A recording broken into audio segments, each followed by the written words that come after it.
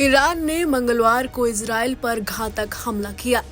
लंबे वक्त से हर कोई इंतजार कर रहा था कि आखिर कब ईरान इजराइल से हमास चीफ इस्माइल हानिये की मौत का बदला लेगा, लेकिन ईरान ने हिजबुल्लाह चीफ नसरल्लाह की हत्या होते ही इजराइल से बदला लेना शुरू कर दिया है।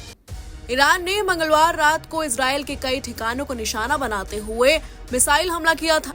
ईरान का दावा है कि उसने इजराइल पर 200 से ज्यादा रॉकेट दागे हैं।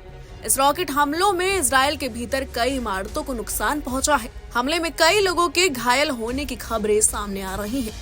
इस हमले में ईरान ने बैलिस्टिक मिसाइलों का इस्तेमाल किया था। इसी बीच दोनों देशों में बढ़ते जंग के खतरे के चलते कई देशों ने अपने नागरिकों को अलर्ट किया है।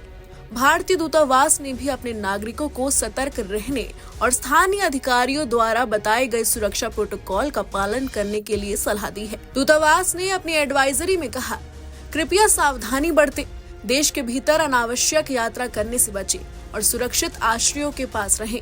दूतावास स्थिति पर बारीकी से नजर रख रहा है और अपने सभी नागरिकों की सुरक्षा सुनिश्चित करने के लिए इजरायली अधिकारियों के साथ नियमित संपर्क में है। मंगलवार को ईरान ने इजराइल पर कई मिसाइल हमले किए, जिससे मध्य पूर्व में चल रहे संघर्ष में महत्वपूर्ण वृद्धि हुई।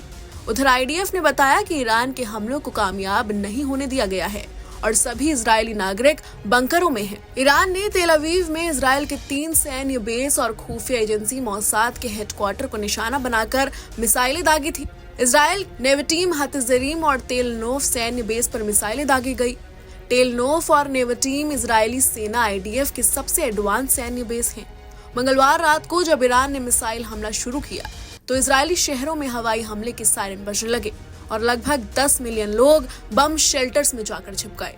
ईरान का कहना है कि उनकी ओर से दागी गई 90% मिसाइलें टारगेट पर जाकर गिरी हैं, जबकि इजरायली सेना का कहना है कि अधिकांश मिसाइलों का देश की उन्नत रक्षा प्रणालियों आयरन डोम और एरो द्वारा रोक दिया गया, लेकिन कुछ मिसाइलें शील्ड में घुस गई, जिससे मामूली क्षति हुई है।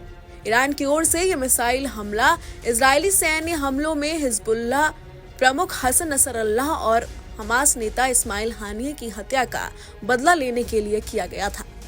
ईरान ने मंगलवार रात को इजराइल के कई ठिकानों को निशाना बनाते हुए मिसाइल हमला किया था। ईरान का दावा है कि उसने इजराइल पर 200 से ज्यादा रॉकेट दागे हैं। इस रॉकेट हमलों में इजराइल के भीतर कई इमारतों को नुकसान पहुंचा है। हमले में कई लोगों के घायल होने की खबर भी सामने आ रही है। Bureau report, news nation. News nation अब व्हाट्सएप पर खबरों के ताजा अपडेट के लिए न्यूज नेशन के इस क्यूआर कोड को स्कैन करें।